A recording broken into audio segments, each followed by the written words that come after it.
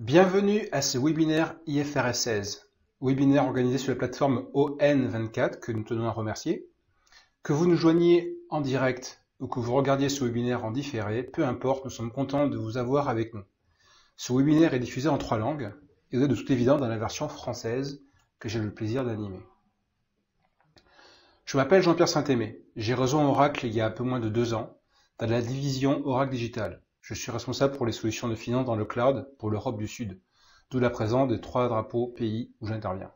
De formation finance, école de commerce, plus expertise comptable avec le DESCF, j'ai eu un parcours de contrôleur et directeur financier auprès de différents groupes. Mon objectif à Oracle, c'est d'écouter et de comprendre l'attente de nos clients sur des problématiques liées à leur système comptable ou leur processus financier ou administratif, puis de voir dans quelle mesure la solution d'Oracle répond à ces attentes. Dans ce webinaire, nous ne traiterons pas IFRS 16 d'un point de vue inspection de la norme. Vous connaissez déjà cette norme et vous savez qu'il convient de prendre action aujourd'hui. Compte tenu de votre agenda professionnel qui est probablement aussi challenging que celui de ce manager que nous avons à l'écran, nous préférons avoir une approche plus pragmatique pour ce webinaire. Son objectif principal est de vous présenter et démontrer la solution de préconsolidation IFRS 16 d'Oracle. Cette solution nécessite d'être configurée pour être utilisée.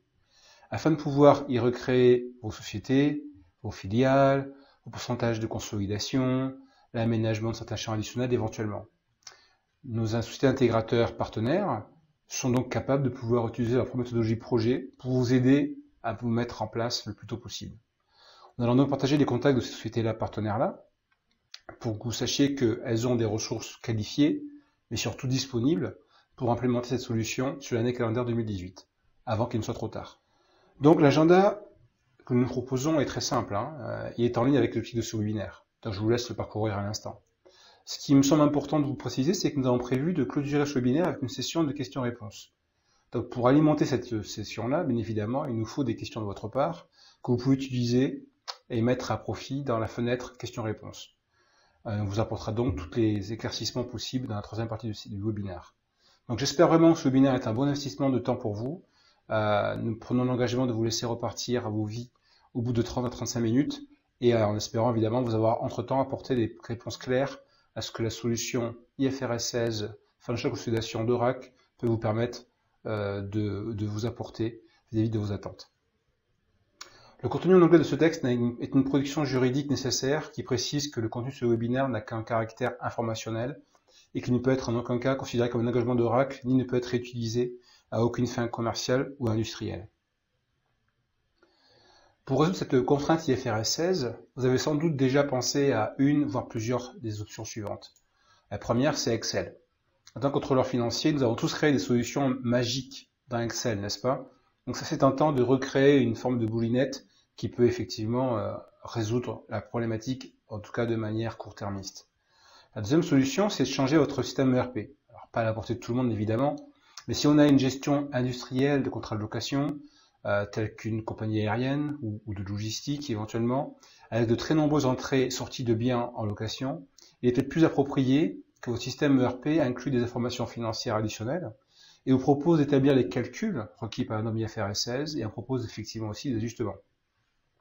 La troisième option, c'est, je dirais, de faire un hack ou avoir un add-on à votre logiciel de consolidation. On a pas mal de nos clients côté HFM, Hyperion Financial Management, qui étaient un peu atteints d'une sorte de module IFRS 16 apporté par Oracle. Et là, ces plateformes de consolidation sont relativement complexes et ne proposent pas des solutions qui suivent, je dirais, l'évolution des normes IAS, IFRS. La quatrième option, qui est celle que nous avons suivie et que nous ne sommes pas les seuls à suivre, c'est de proposer une solution qui soit autonome et spécialisée pour IFRS 16. L'idée, c'est de vraiment complémenter vos solutions de consolidation. C'est la voie que nous avons choisie avec 2-3 différences que je souhaiterais aborder avec vous. Donc pourquoi choisir la solution d'Oracle plutôt qu'une autre? Nous voyons 3 raisons, comme je disais à l'instant. La première, c'est la flexibilité. Notre solution est intéressante parce que certes, elle vient répondre à des impératifs à court terme, mais surtout, grâce à nos partenaires intégrateurs, vous allez être capable de pouvoir, en à peu près 4 semaines, de configurer la solution et de profiter de son ouverture pour qu'elle soit modifiable. Donc, le premier, c'est la flexibilité et son ouverture dans son paramétrage et dans sa capacité de pouvoir l'aménager avec des éléments métiers qui seraient importants pour vous. Le deuxième, c'est que c'est un compagnon à HFM. C'est-à-dire que, évidemment, alors que ce soit pour HFM, parce que c'est une solution d'Oracle, ou pour d'autres solutions de consolidation, l'idée c'est de simplifier l'intégration des écritures comptables, de consolidation comptable, d'ajustement IFRS 16. Donc nous allons vous montrer dans l'application que nous avons cette intégration-là. Le troisième, c'est peut-être probablement la raison la plus importante à mes yeux. Si vous y pensez, vous êtes en train d'envisager l'achat d'un nouveau logiciel parce qu'il y a une nouvelle règle comptable contraignante. Quelle est la valeur apportée à vos sociétés respectives en faisant un investissement qui est contraint? En faisant le choix de la plateforme de consolidation du cloud d'Oracle, vous vous ouvrez la possibilité à terme de migrer votre solution de consolidation comptable vers une solution moderne et évolutive. J'espère que ces trois raisons font sens pour vous. Flexibilité à court terme pour pouvoir s'adapter à vos besoins, compatibilité avec les plateformes actuelles de consolidation et notamment HFM, et une transformation digitale à moyen terme que vous ouvre ce choix aujourd'hui pour que vous puissiez éventuellement transiter vers une solution de consolidation qui soit plus simple à mettre en œuvre, plus facile à administrer et qui vous permette de gagner effectivement en économie, en efficacité. Pour donner un peu de contexte, la plateforme de consolidation ici utilisée pour résoudre la problématique IFRS 16 s'appelle Financial Consolidation et Cloud, ou FCCS. Et on voit bien que c'est le successeur de HFM, parce qu'elle propose dans le cloud les 4 modules principaux de la suite Hyperion Financial Management Cloud Suite. Donc comme vous pouvez vous y attendre, les équipes de développement dirigées par Rajesh Bhatia sont plus tournées en faveur du développement de la solution dans le cloud, alors qu'HFM bénéficie d'améliorations, mais essentiellement ponctuelles, liées aux demandes de clients. D'accord ? Aujourd'hui, CCS a à peu près 3 ans d'existence. Donc elle a atteint une forme d'âge de maturité, avec à ce jour près de 300 clients. Donc on peut aussi, au-delà de FCCS en tant que tel, se rendre compte de la du fort engouement que rencontrent les solutions de management financier de Oracle, avec un nombre de clients aujourd'hui approchant les 3000 à ce jour. Parmi ces 3000 clients, voilà 300, ou un aperçu des 300 clients que nous avons dans le monde entier, avec je dirais, une vision plus spécifique des clients européens et des précédents Go Live qui sont intervenus dans un passé récent. La deuxième raison, au-delà des 300 clients SCCS, qui me fait penser que c'est prématuré de dire que CCS va dans l'immédiat remplacer HFM, c'est qu'entre autres, HFM et CCS ont été construits sur des philosophies diamétralement opposées. HFM est une plateforme technologique qui permet à ses clients de bénéficier d'une solution qui peut s'adapter à toutes les spécificités de consolidation comptable. SCCS, lui, est une solution SaaS, Software as a Service, qui est née dans le cloud. Elle propose donc un contenu standard qui certes est configurable et offre de la flexibilité, mais qui dans son essence ne peut pas rivaliser avec le caractère customisable d'un développement spécifique apporté dans une plateforme comme HFM. Le deuxième élément différenciant est lié aux ressources post-Go Live.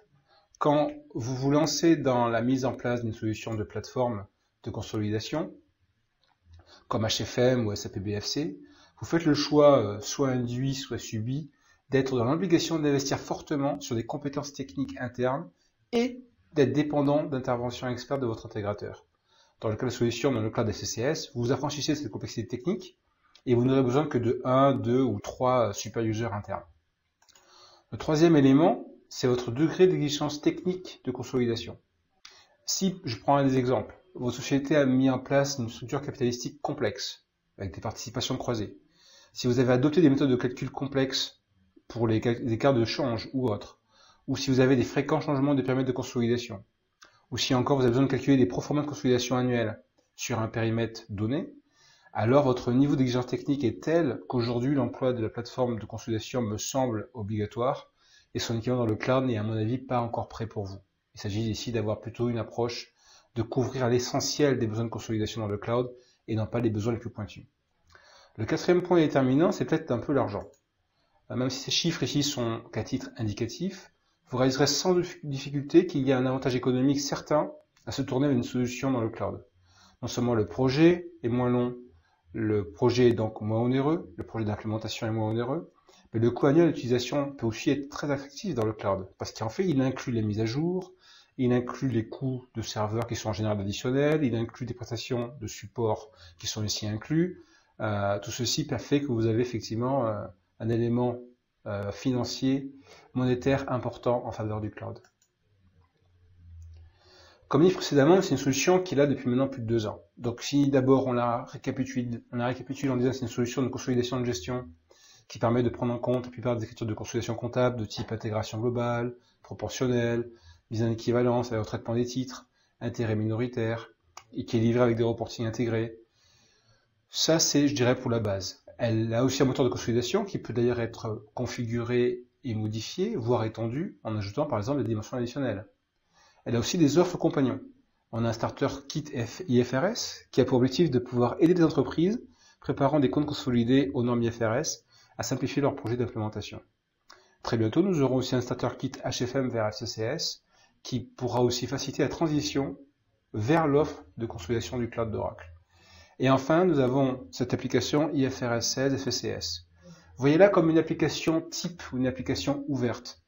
Parce que certes, elle répond aux exigences de traitement comptable de norme IFRS 16, on le verra dans quelques minutes, mais surtout elle est flexible, un peu comme une sorte d'application open source. Donc avec une société d'intégration, comme nous allons vous proposer, vous allez pouvoir ajouter des champs, tels que les index, les clauses de rénovation tacite de bail de location, ainsi de suite, pour pouvoir améliorer et coller au plus près de vos besoins. Sans plus attendre, regardons comment fonctionne cette solution, étape par étape, en suivant le processus ci-dessus. Et encore une fois, nous vous encourageons à utiliser la fenêtre de questions-réponses. Merci. Donc la solution dans le cloud d'Oracle. Donc celle-ci a un principe de navigation qui est très simple et qui s'apparente à une tablette informatique, parce que nous avons vraiment des écrans avec des menus dans lesquels on peut participer, y naviguer et à pouvoir activer les différentes fonctions qui sont prévues dans l'application. Donc la fonction IFRS 16 est donc une application qui est ici et qui a été créée à l'intérieur de notre solution FCCS. Elle a été créée pour que, évidemment, vous puissiez, avec votre intégrateur, être capable de pouvoir configurer l'application et ajouter les informations complémentaires qu'il vous faut pour vos sociétés et vos pourcentages d'intégration. Et encore une fois, souvenez-vous que vous allez pouvoir ajouter des fonctionnalités ou des écrans complémentaires. La meilleure des approches consisterait en fait à s'asseoir avec un intégrateur d'Oracle, qu'il regarde effectivement vos attentes, vos besoins, qu'il fasse un gap analysis entre ce que sont vos besoins et ce que l'application fait, puis pour après vous proposer des modifications additionnelles à l'application que vous voyez aujourd'hui. D'accord ? Donc nous allons faire une première brève, je dirais, navigation des éléments que vous voyez ici, avant de passer plus de temps pour chacun de ces éléments-là dans un deuxième temps. D'accord ? Donc le premier point d'entrée ici, c'est le point tasks, ou les tâches. C'est en fait chacune des étapes de saisie, de vérification, de simulation qui sont organisées et planifiables. On va pouvoir les créer sous forme de tâches qui seront ensuite assignées à un utilisateur ou un autre ou à un ensemble d'utilisateurs. Alors typiquement là, on voit que dans la liste de tâches que j'ai actuellement, j'ai un nombre de formulaires de saisie qui sont, là j'en ai un disponible pour le mois de février, le mois de mars et de mai sont fermés.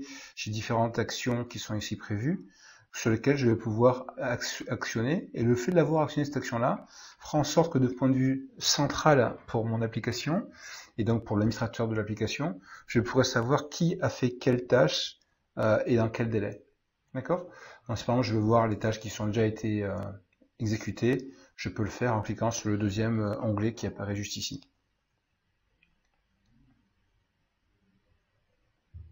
Donc je vois par exemple les différentes tâches qui ont déjà été faites dans le passé. Dans FRS Overview ici, c'est le calcul, c'est le moteur de calcul de l'application. C'est là que tous les calculs d'ajustement sont faits pour reproduire au bilan et au compte de résultat les ajustements comptables requis par IFRS, mois par mois. Dans IFRS Schedule, c'est en fait l'accès au tableau financier qui me montre les différents calculs des locations. Donc je vais être capable de pouvoir, par lise, être capable de pouvoir retrouver la valeur du droit, la present value, donc le droit d'activable de la valeur nette du bien loué. Je vais pouvoir être capable de retrouver les éléments de l'amortissement de ces biens-là sur le temps, ainsi que le pourcentage d'intérêt qui a été utilisé et la mensualité telle que je la retrouve sur le bien. Donc la partie ajustement, je vais être capable de pouvoir aller regarder le détail des calculs pour chacun de mes, pour chacun des ajustements, pour chacun des lises que j'aurais ajouté à l'intérieur de l'application. Ici, je vais pouvoir être capable, de point de vue graphique, de pouvoir regarder l'impact de l'IFRS 16 sur l'entièreté de mes éléments que j'ai actuellement par entité. Et enfin, ici, HFM Journal Header, c'est ce qui va me permettre de pouvoir être capable de gagner du temps en demandant de générer automatiquement les écritures IFRS pour qu'elles soient éditables directement dans un journal de saisie d'écriture au format d'HFM ou d'une autre application de consolidation. Donc voilà pour l'aperçu général de la suite de l'application, donc de la collecte dans la partie review, un moteur de calcul dans l'aspect schedule, et ensuite je vais être capable de pouvoir voir mes ajustements et d'analyser avec mes dashboards comment tout fonctionne. Donc, comme je vous disais tout à l'heure, l'avantage de la fonctionnalité des tasks, en fait, c'est que je vais être capable de pouvoir administrer ma clôture comptable. C'est-à-dire que je vais être capable de pouvoir faire en sorte que je vais mettre en place un process flow avec une gestion des tâches, un calendrier. Et c'est une fonctionnalité qui est complémentaire à celle qui est dans le standard dans HFM, où en fait il s'agit d'un supplément qu'il faut contracter. Donc ce que je vais faire, c'est que je vais être capable de pouvoir accéder à mes tâches de différentes manières. Soit en termes d'utilisateur, je peux ici tout simplement, quand je me connecte pour une clôture donnée, celle de janvier 2018, je peux voir et accéder directement aux différentes tâches qui sont en overdue, et pour que je puisse ensuite pouvoir les activer. Mais ce qui est plus intéressant, je pense, c'est de vous montrer un petit peu l'envers du décor, et de vous montrer qu'en fait, en tant qu'administrateur de l'application, je vais pouvoir accéder à ce qu'on appelle le Close Manager. Donc c'est quelque chose qui est fait dans un mode administrateur. Le quotidien utilisateur n'ira pas ici. Mais l'idée, c'est que vous puissiez voir que la plupart des tâches qui font partie de mon calendrier de clôture comptable sont listées ici. D'accord? Donc je peux voir les différentes tâches. Pour chacune des tâches qui sont ici, je vais pouvoir créer des phénomènes de dépendance ou d'antériorité entre une tâche donnée et une tâche telle qu'elle est indiquée ici. Et je vais pouvoir évidemment être capable de voir ces tâches-là dans un graphe de Gantt permettant de voir effectivement ces relations entre les différentes tâches, d'une part. Et je vais aussi pouvoir assigner à certaines tâches à certaines différentes personnes, de façon à ce que la création de ma clôture comptable et les tâches qui y figurent et que j'attribue entre elles en termes de dépendance et que j'attribue à l'utilisateur vont me permettre de pouvoir comme ça effectivement de manager mon processus de clôture comptable. D'accord? Donc voilà pour l'aspect, je dirais, organisation du calendrier comptable et des clôtures comptables. Puis une fois que cette calendrier a été mis en place pour la nouvelle clôture, on va être capable donc de pouvoir commencer à travailler. Et donc la première étape qu'on a pu voir qu'on allait faire, c'était celle de pouvoir travailler sur la nouvelle saisie. D'accord? Donc nous voilà à l'intérieur de l'application. Là on a 4 lignes qui sont actuellement pré-saisies mais qui sont vierges. Donc on peut travailler de différentes manières. On peut travailler d'une manière manuelle, où on peut aller cliquer directement sur une ligne et saisir l'information dans la ligne. Voilà, donc j'ai rentré l'information, mais plutôt que pouvoir faire ceci manuellement, ce qu'on peut faire, on peut plutôt faire et forcer l'application à utiliser une saisie, je dirais, qui serait plus systémique. Donc typiquement, par exemple, on peut très bien venir ici et demander à importer un fichier qui va en fait contenir le détail des lises de ma société. Donc typiquement, je vais prendre le fichier qui est un fichier au format CSV, qui va contenir des informations pré-saisies pour tous mes lises de l'entreprise, et va être capable de pouvoir ensuite me les importer. Donc l'idée c'est que c'est comme si vous aviez une boulette où vous allez pouvoir centraliser vos contrats en amont. C'est une solution interne de gestion des contrats de location. Cette solution-là, vous allez pouvoir l'interfacer avec le moteur de calcul que nous avons ici, pour faire en sorte que tout soit chargé de façon correcte dans l'application en étant très productif.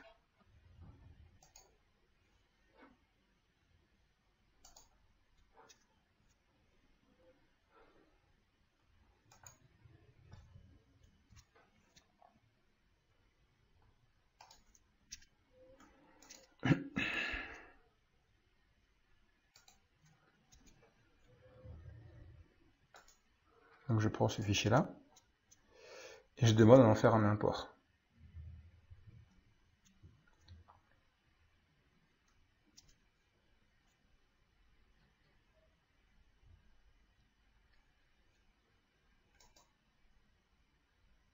Je valide et je me rends compte que mon information est déjà automatiquement saisie et je peux donc la valider ici. Une autre manière d'utiliser l'application consisterait à vous connecter depuis Excel. Et depuis Excel, nous avons donc un module qui s'appelle SmartView qui va nous permettre d'accéder directement à l'information telle qu'elle est dans l'application, dans le cloud. Donc je vais me connecter à Excel.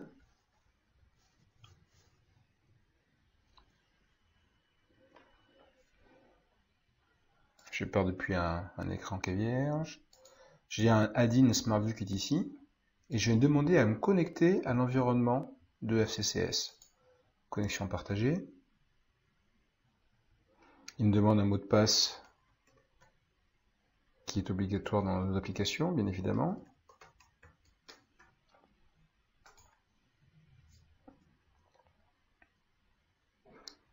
Je demande à me connecter. Et je me retrouve dans la même arborescence qu'on a vu tout à l'heure. Donc je vais être capable de pouvoir retrouver le même formulaire de saisie qui est ici. Dans IFRS 16 Leasing, Input. Et je vais demander d'ouvrir le formulaire. Et vous voyez, nous sommes dans Excel. Et on va être capable de pouvoir ici directement accéder à des informations des différentes entités de mon groupe et pouvoir modifier l'information directement ici. Et une fois que l'information est modifiée, on va pouvoir soumettre la donnée vers le système, comme si on était en fait dans le web, sauf que je suis ici dans Excel et que j'accède au contenu de l'application de manière très simple. D'accord? Donc revenons à notre situation que nous avions ici. Ce qui était intéressant, c'était que on a donc différentes informations qui sont de notre portée. D'abord là, on voit qu'il y a ici un message d'erreur, end date check est négatif. Donc ce que je vais faire ici, c'est modifier la date. Alors, je vais ajouter une année. Voire même en mettre 2 de plus.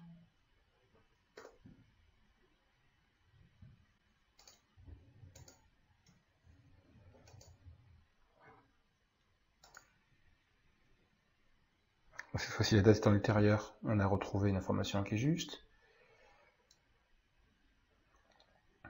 Il faut savoir que, à titre d'information, les informations obligatoires pour le modèle de calcul sont la date de début, de fin, taux d'intérêt et le montant mensuel ou annuel. Donc là, vous voyez, j'ai des informations qui sont ici, que j'aurais pu modifier. J'avais voulu changer les master agreements.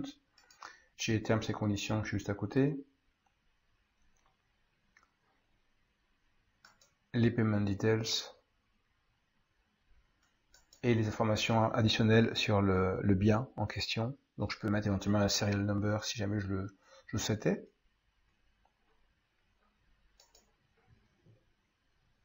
D'accord. Et si je reviens à la page de départ, une fois qu'on a, je dirais, validé, qu'on a saisi toute l'information, on va pouvoir maintenant la soumettre au moteur de calcul. Après, une fois qu'on a terminé cette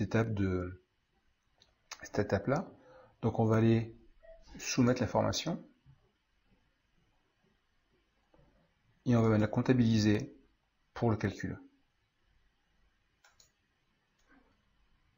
Close. D'accord? Donc voilà pour la première partie. Dans le modèle de calcul de l'application, on va donc maintenant aller chercher l'application qui nous intéresse. Donc je vais aller sur distribution.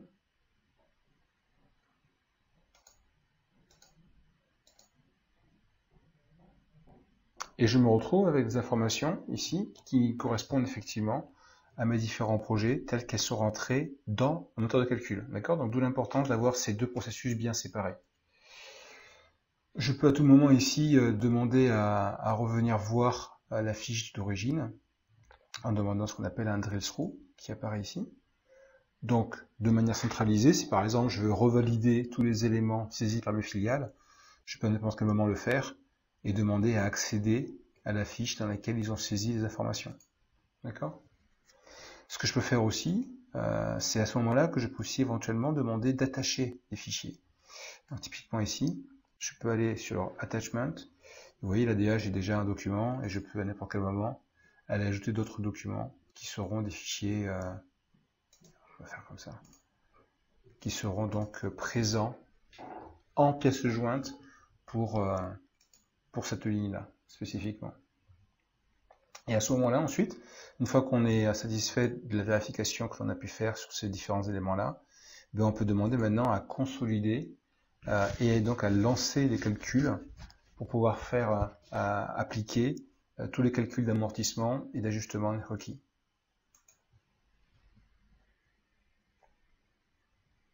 D'accord? Donc la sélection se fait sur les entités, la période, le scénario. Donc on peut être sur les actuals, on peut être sur le budget ou le forecast, et sur l'année fiscale concernée.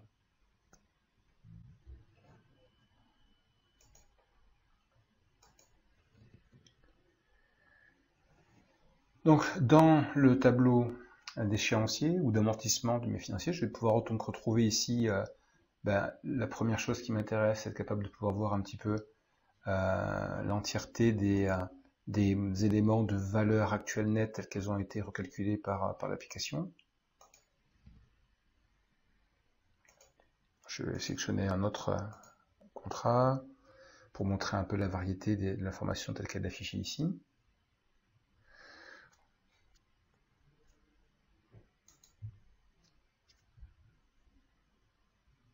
Je peux voir ici, par exemple, typiquement, que j'ai ici un bien qui est déjà sous IAS 17 et je vais pouvoir voir son impact en norme IFRS 16. Pour le bilan, à gauche, qu'est-ce que j'ai ici? Eh bien, j'ai l'amortissement de la dette liée à la création du bien, le pourcentage de taux qui est ici et les monthly payments qui sont là. Et à droite, j'ai l'aspect actif du bilan avec la valeur nette comptable, l'amortissement tel qu'il est comptabilisé tous les mois, l'amortissement ici cumulé tel qu'il est comptabilisé au bilan. Et ici, j'ai donc un nombre de rapports qui vont me permettre de pouvoir extraire mes écritures, extraire mes éléments et pouvoir les stocker éventuellement pour des motifs évidemment de contrôle avec les commissaires aux comptes, à titre d'exemple. Donc notre type de visibilité et de rapport créé dans l'application et qui vont me permettre de pouvoir simplifier l'analyse et la documentation de mes écritures en tant que justificatif. Sur la visibilité des ajustements, donc encore une fois les solutions sont déjà prévues avec beaucoup d'éléments. Donc là j'ai ce qui se passe sur l'année FY18 et je peux ici simplement demander ici à interroger l'année suivante.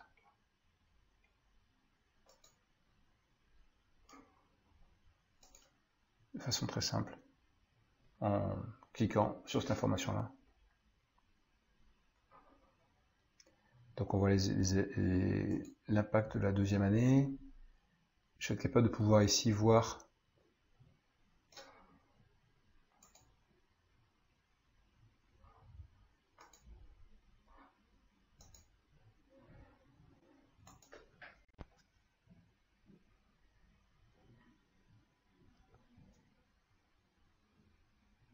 voilà, on retrouve les éléments récapitulés par mois sur, sur ce qu'on a pu voir tout à l'heure précédemment.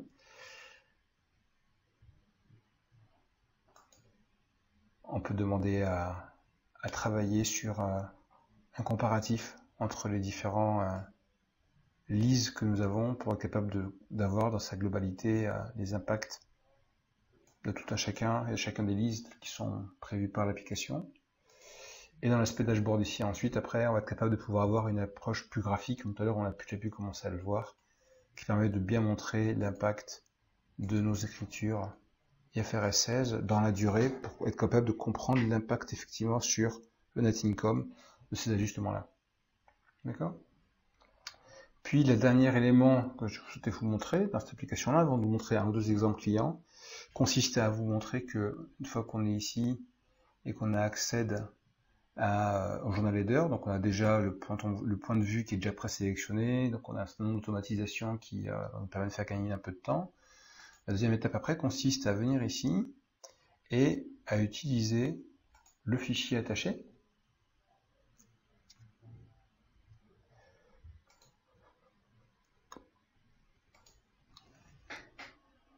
Donc il va m'ouvrir ce fichier-là dans Excel. Donc j'ai identifié ici le serveur où il va venir m'extraire les informations et me créer mes journaux. Tout ce que j'ai à faire maintenant, c'est exécuter les macros qui sont juste ici. Donc ici, je vais extraire le journal. L'extraction a été faite. Et ensuite, je vais demander à me montrer le fichier. Donc voilà pour une première aperçu de la démonstration telle que je voulais vous la montrer. L'idée, c'est de vous laisser aussi avec le nom des partenaires avec lesquels nous sommes capables de vous certifier de leur capacité à pouvoir vous amener en amont vers l'utilisation du IFRS 16. Donc vous avez les 4 sociétés qui sont ici, qui sont uniformément basées entre Paris et le reste de la France. Et maintenant, place donc aux questions et réponses, en espérant que vous avez effectivement envoyé des questions sur lesquelles je vais pouvoir vous apporter clarification. Merci.